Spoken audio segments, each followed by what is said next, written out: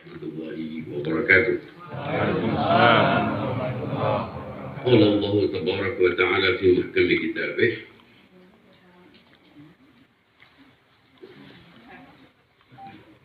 minal mu'minina rijalun sadaqu ma 'ahadu Allah 'alaihi faminhum man qada nahbah wa minhum man yantazir wa ma baddalu tabdila.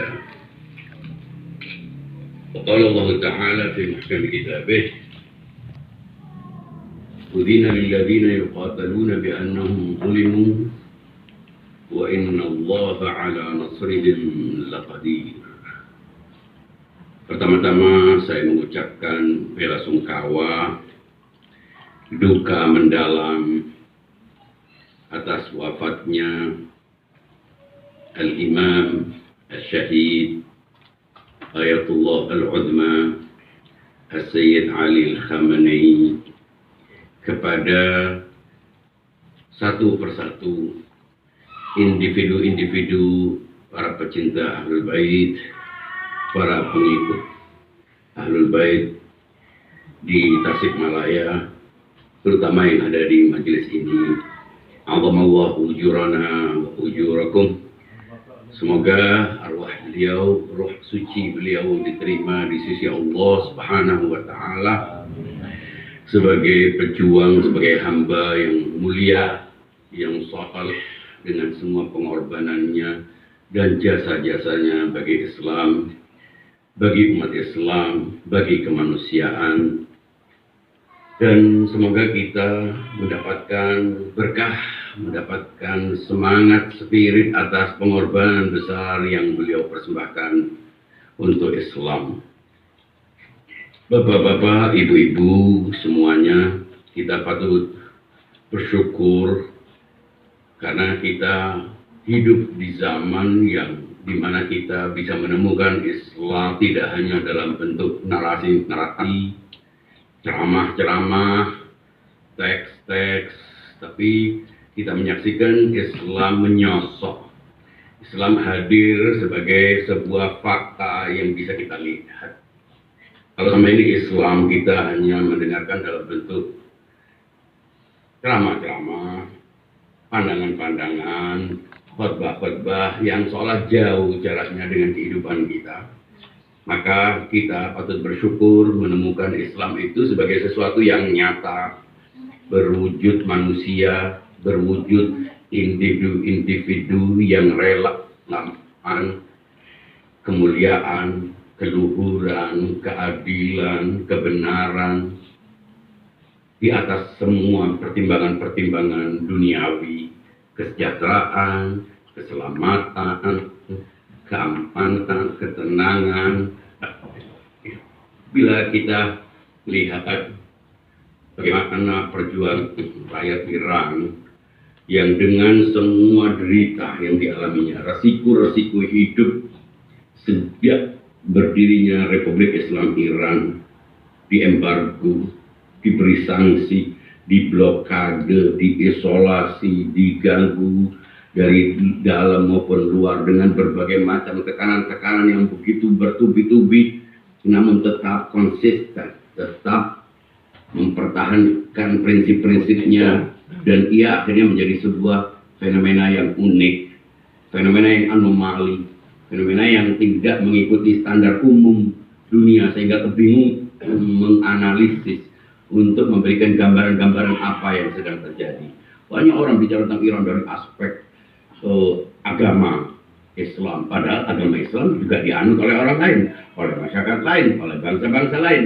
Kalau bicara tentang pembelaan terhadap Palestina, itu juga dibicarakan oleh bangsa-bangsa lain. Kalau bicara tentang iman atau takwa, hal-hal yang biasa kita dengar itu juga ada di sini.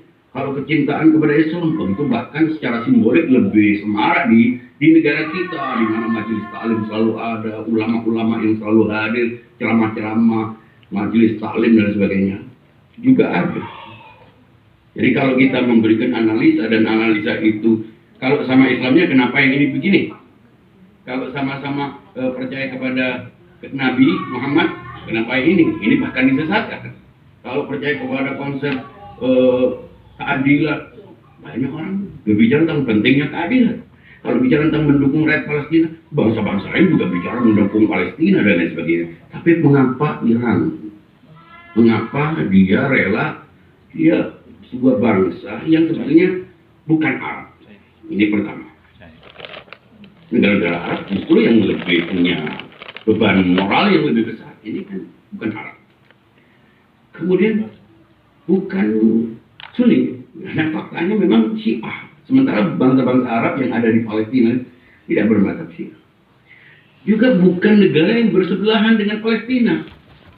Tidak punya jarak geografis yang dekat. Tapi mengapa dia rela mempertahankan sesuatu yang karena itu dihancur? Karena itu dia memilih untuk tidak berbicara tentang perlawanan terhadap Palestina, tidak membiayai, tidak mendukung faksi-faksi yang melakukan perlawanan seperti di Gaza, Hamas, Hezbollah dan lain sebagainya. Dia bisa hidup makmur.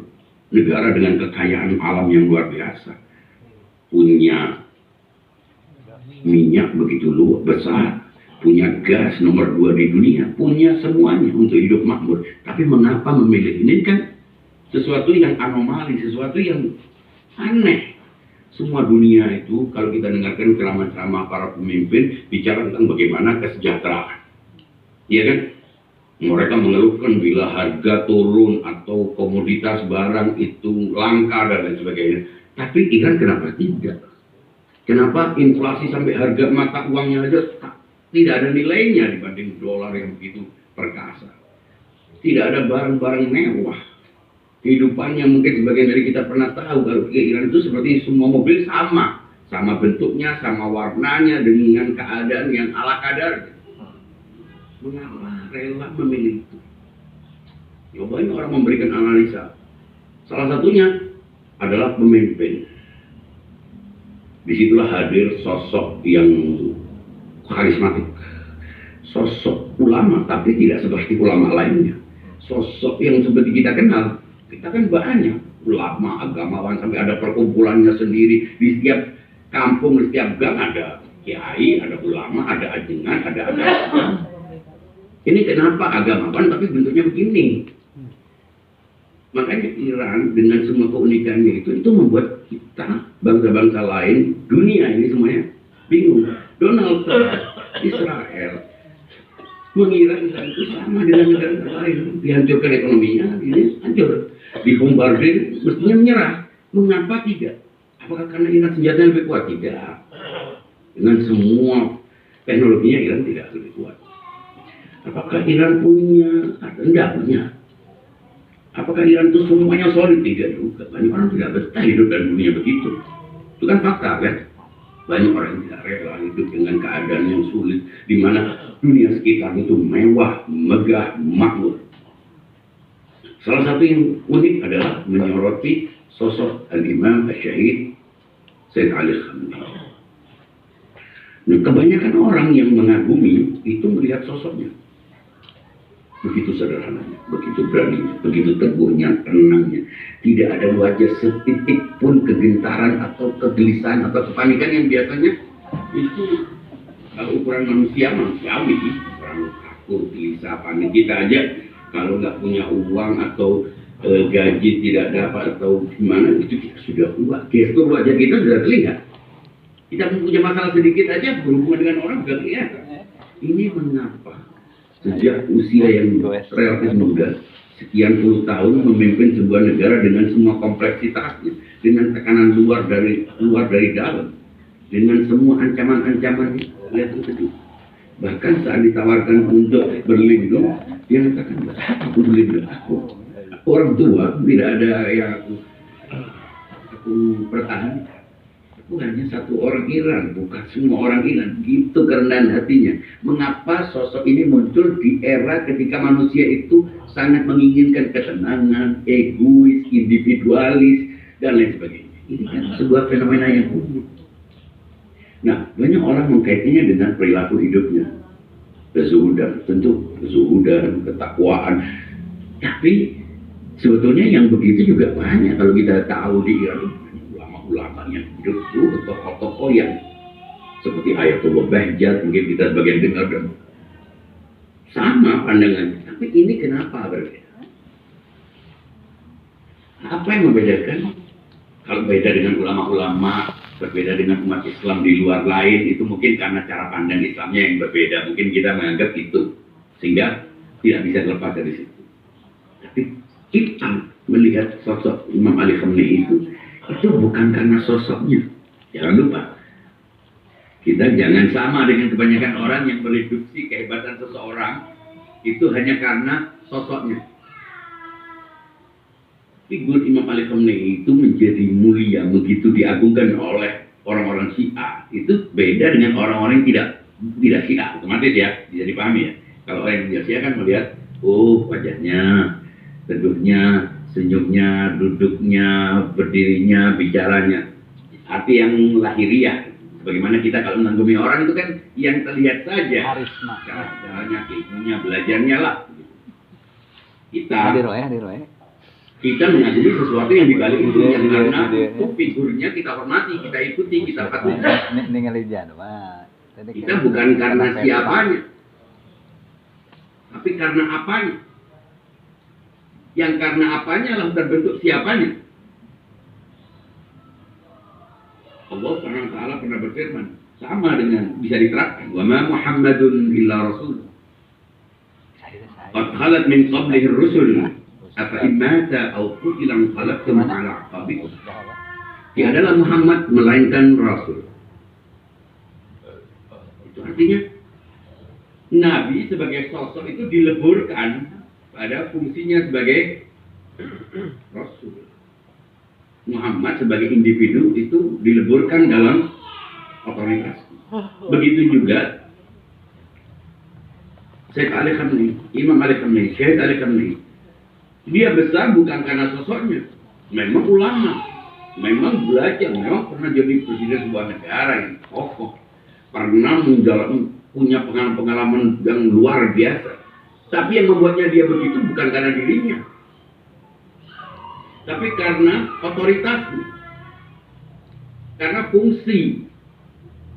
Ketika dia mendapatkan fungsi itu mendewasakan dia, mematangkan dia. Maka dari itu, kita ini kalau ingin lebih matang, lebih dewasa, lebih kuat, jangan menghindari tanggung jawab, jangan menghindari resiko. Makin besar resikonya, makin dimakankan oleh resiko. Kesiapan itu akan keluar, potensi itu akan aktual. Tapi kalau kita berusaha masing-masing mengambil posisi yang paling aman, menjauh dari resiko, ya kita akan selalu. Jadi jangan kira Imam Ali Khamenei dengan semua keagungan di bawahnya itu bukan karena dia. Tiba-tiba begitu saja, tidak ada. Proses itu tidak terjadi. Sebagaimana Nabi. Nabi yang membuat dia mulia karena apanya?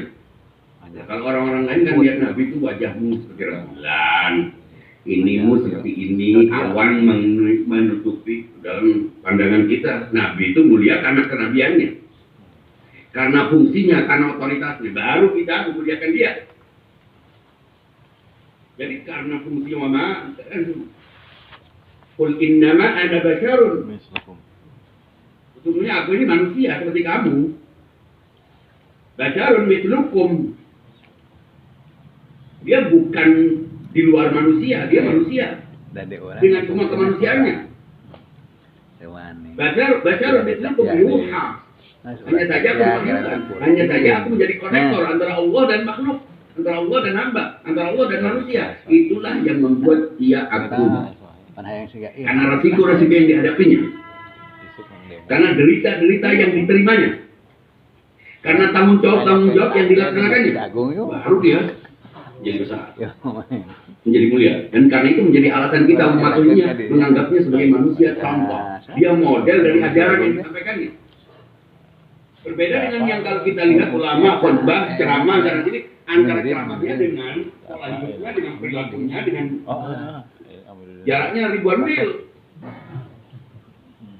Nah, kita menemukan sosok Imam Ali Khamenei itu ada karena dia menyosok agama, ajaran itu bukan hanya kata, tapi menyosok dalam dirinya.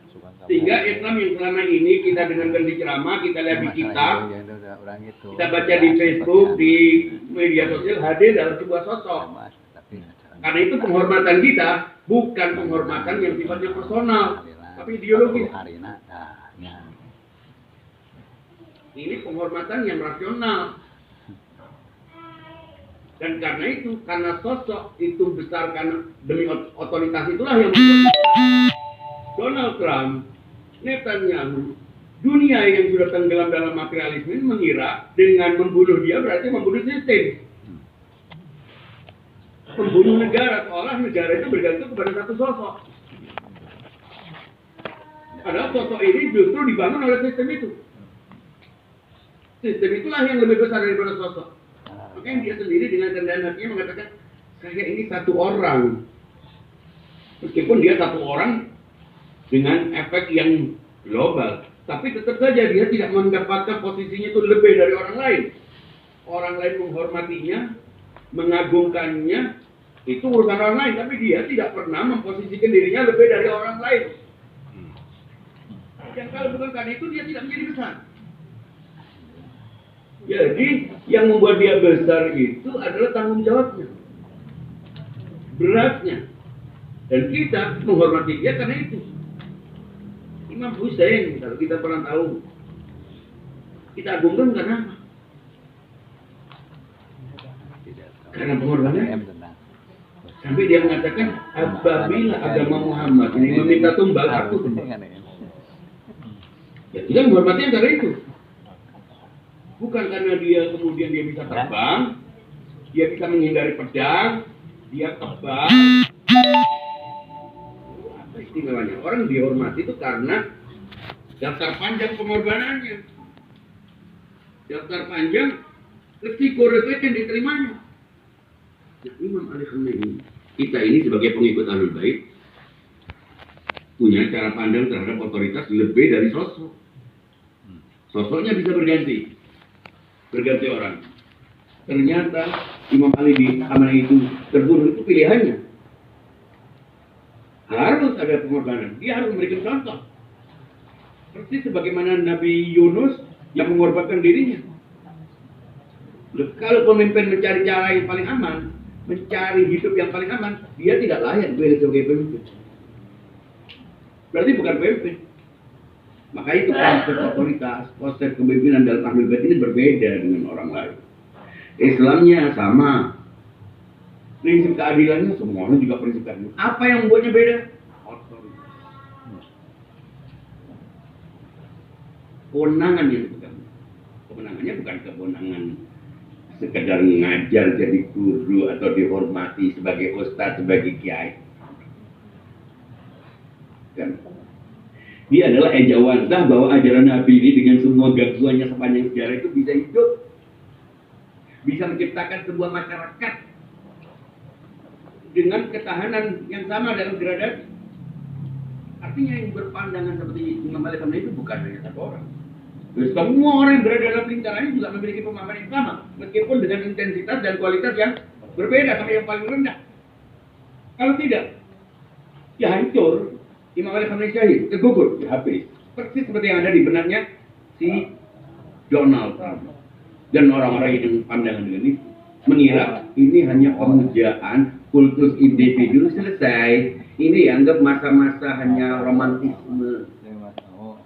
Nggak tahu bahwa ini dibangunnya mulai Badir Khom. Ini sebuah institusi yang berdiri bukan kemarin. Mungkin tidak hadir dalam bentuk sebuah negara atau sebuah entitas formal, tapi konsep ideologi ini terbangun. Dan karena itu dia bukan karena nuklir. Iran sudah jelas tidak punya nuklir. Imam Ali Khamenei memfatwakan nuklir itu diharamkan. Pembunuh massal itu tidak boleh. Sudah jelas dan sudah disampaikan. Berulang kali, ribuan kali mengikuti, dicek, sudah semuanya. Bukan karena juga punya brudal atau apapun, bukan karena membela Palestina, ya pastilah membela Palestina. Kita pun membela Palestina dengan cara kita nulis, share, status. Kan cuma membela Palestina, emangnya ada yang mendukung Israel? Kan tidak. Kalau yang mendukung Israel, yang Zionis, yang itu ya bisa kita bicarakan. Buat apa kita bicarakan di acara tahlil? Nggak penting banget. Tapi yang sudah mendukung ini, apa yang membuat Iran itu unik? Itu yang harus kita pelajari. Karena Islam, sama-sama Islamnya. Kemanusiaan, semua orang juga paham dengan kemanusiaan. Karena keadilan, Siapa yang tidak mendukung keadilan? Kita pun dukung keadilan. Satu-satunya yang membuat Amerika itu harus Israel itu harus menghabisi Iran, bukan sebagai sebuah negara, sebagai sebuah bangsa. Sebagai sistemnya itu sendiri adalah ancaman. Sistem satu-satunya yang berdiri di atas keluhuran keadilan. Nah, sementara rezim-rezim yang lain, yang Islam, yang liberal Arab itu berdiri justru demi mempertahankan sistem anti nilai ini. Jadi kalau dibilang Iran itu secara militer mungkin berhadapan dengan beberapa negara itu saja, tapi secara dulu berhadapan dengan semua yang berada di bawah hegemoni. Jadi ini pertempuran eksistensial. Maka dari itu, lalu apakah kita tetap hanya menanggapi, meratapi? Ya sama. Bedanya apa? Kita cuma pakai baju hitam-hitam, kumpul, diskusi, tahlil juga tempat lain juga ada. Yang beda kenapa? Ya, yang harus tahu taklid kita. Ya. Kalau sama dengan orang lain, lalu apa bedanya? Apakah kita sama dengan orang-orang yang mengagumi sosok melihat Iran karena politik, geopolitik, senjata, ini yang kita bicarakan di grup-grup? Apa itu? Nah, itu sama dengan yang luar. Tidak. Iran nggak kuat karena senjata. Jelas lah. Bukan karena senjata. Juga bukan karena dia pasti akan menang. Tidak ada urusan menang kalah. Melawan. Ya. Hancur. Jangan kira kalau Tel Aviv lagi bukan berarti kota-kota Iran dah hancur. Ada yang lebih penting daripada bangunan semen dan kaca-kaca. Jadi di balik negara Iran, di balik bangsa Iran, balik agama yang dijajah, di balik itu semuanya ada sebuah ancaman bagi Amerika hegemoni, sistem nilai. Bahwa agama benar itu ada nyatanya, keluhuran kemuliaan itu tidak sia-sia. Bahwa ada orang yang memastikan pindah hidup itu, pindah mati itu hanya seperti pindah kamar. Itu kan nggak ada. Itu nggak muncul begitu saja, bukan karena ceramah khutbah Jumat Anda ribuan kali dengan khutbah Jumat kalau tidak memahami dasar ininya nggak nyambung. Kita juga percaya agama. Perilaku orang-orang yang berbuat dosa juga tahu Tuhan. Ngomong alhamdulillah juga pasti. Apa yang bedanya? Ini bukan narasi, tapi ada fondasi dibangun di atasnya. Belajar, sekolah, dibangun, dikaderisasi. Nah kalau kita juga posisinya itu sama, lalu apa yang beda? Maka dari itu ajaran Ahlul Bait jangan hanya berhenti pada hal-hal yang sifatnya permukaan. Makin mau masuk ke dalam. Mengapa ada otoritas? Mengapa itu? Mengapa si A yang berjauhan tempatnya, berbeda negara, bahkan bisa bersatu, melekat? Kenapa? Ya karena ada otoritas itu. Konsep imamah, konsep wilayah itu. Dan itu yang harus kita tunjukkan. Tidak ada tokoh, tidak ada ustadz, tidak ada siapapun di bawah itu. Kalau tidak ngikut itu, kita bukan pemuja orang. Kita ini pengikut sistem. Kalau kita berpikir Syiah, tapi kita tetap terbangun sebagai entitas yang eksklusif, tidak membuka diri bahkan kepada sesamanya. Ini sekarang kita adalah bagian dari sebuah gerakan anti-imperialisme dimanapun. Tidak dibatasi oleh negara, tidak dibatasi oleh agama.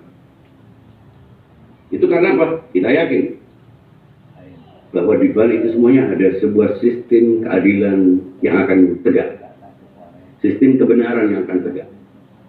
Dan ini adalah janji Allah, liyuzhirahu 'ala ad-dini kullih walau karihal musyrikun wa saya'lamu alladhina zalamu ayya munqalabin yanqalibun. Dan masing-masing negara evaluasi. Sekarang saatnya evaluasi. Pertemuan-pertemuan begini ini jangan hanya berlalu sebagai seremoni terus selesai. Setiap orang diminta pertanggungjawabannya. makin besar klaimnya terhadap keterikatan kepada Ahlul Bait, makin besar tuntutannya untuk menunjukkan apa secara praktikal, secara aktual Anda terlibat. Ya, ibadahnya sudah sesuai nggak dengan ajaran Ahlul Bait? Pola hidupnya, interaksi dalam keluarganya, hubungannya dengan orang lain, bagaimana dia membangun hubungan antar sesama, antara sesama muslim, antara sesama tetangga, itu semuanya harus dibenahi. Ini bukan soal cara sholat yang berbeda. Ada sesuatu yang lebih mendasar dari itu. Dan sekarang mata dunia mulai terbuka. Mulai tahu, oh ini yang tidak mengikuti sistem global. Semua negara, semua rejim itu ikut. Kita Amerika itu mengira negara-negara Islam, negara-negara Arab, pemimpinnya dikumpulkan, ditaklukkan, itu berarti semua rakyatnya juga sama. Saking tololnya. Mengira pemimpin negara itu dikumpulkan, kemudian menerima dia, tunduk, berarti rakyatnya juga tunduk, bagi bangsa-bangsa yang tunduk. Saking tololnya. Ternyata sebaliknya, Irannya tidak berganti rezim, malah dunia mulai sadar, mulai tahu, oh begini, mulai tahu bahwa rezim-rezim ini boneka. Justru memang untuk mengamankan hegemoni imperialis ini, Dajjal ini, rakyatnya sadar. Terus kesadaran itu hanya muncul dalam bentuk pikiran aktual. Nah, salah satunya adalah aktif, menyampaikan, menyadarkan, mengajak orang untuk memahami bahwa Zionis adalah kebatilan yang harus dilawan. Tak penting menang atau kalah, tak penting kuat atau lemah, itu standar berbeda. Terbunuh bukan akhir dari segala-galanya. Minal mu'minina rijalun, di antara orang-orang mukmin ada manusia-manusia yang memenuhi, jujur memenuhi apa ikrarnya, tekadnya, ngomong dan perilakunya sama.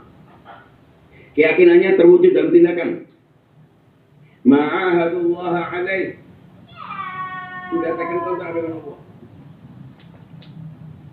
Faminhum man qadha faminhum man qadha nahba, di antara mereka sudah melaksanakan tugasnya, memenuhi janjinya. Wa minhum may yantazir, bagi mereka menunggu giliran dalam antrian. Jangan kita kemudian mencari yang paling aman. Turun ke jalan hari Jumat terakhir sesuai dengan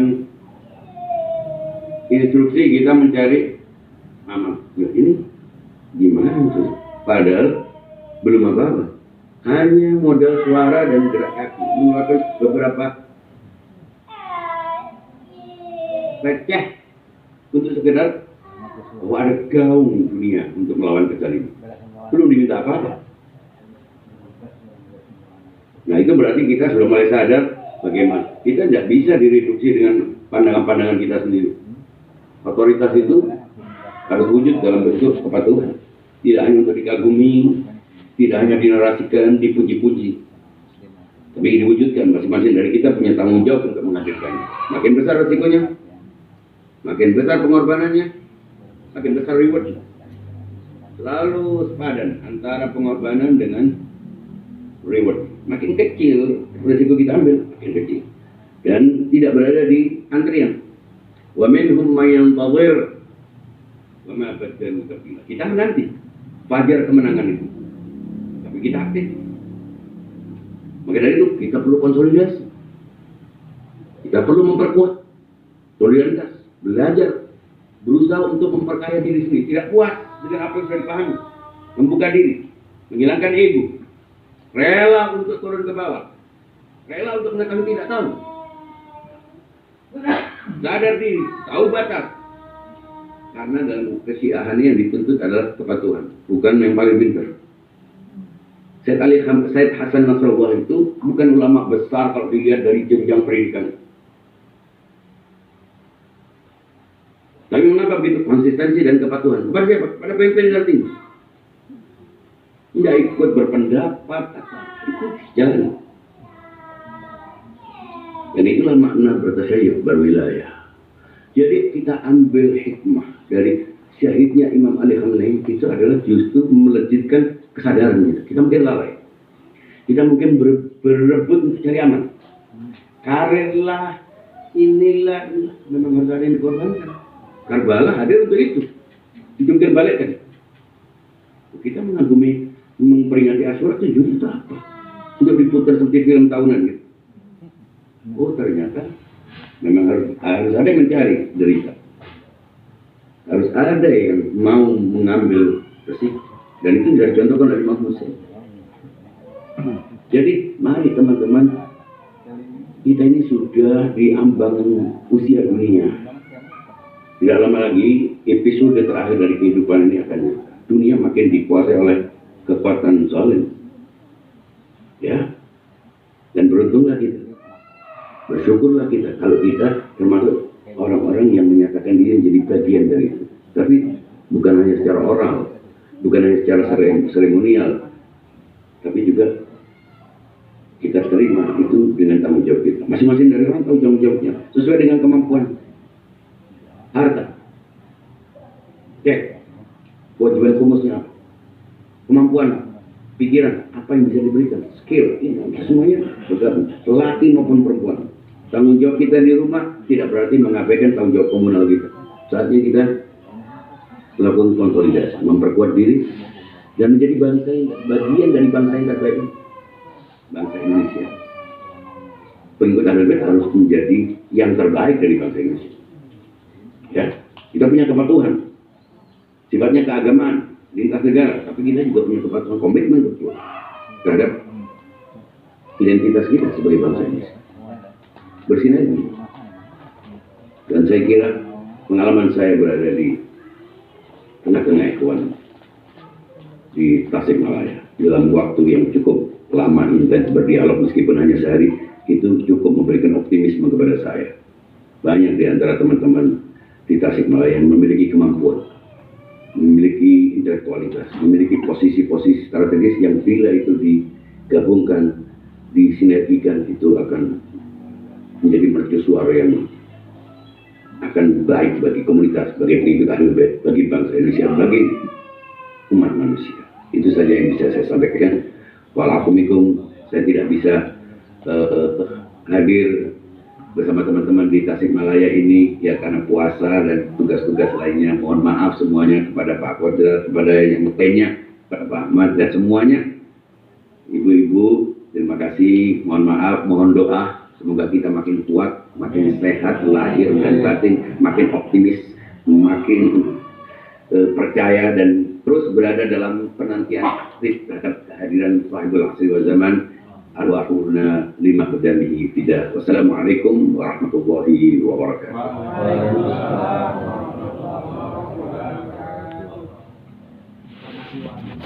Allahumma sholli ala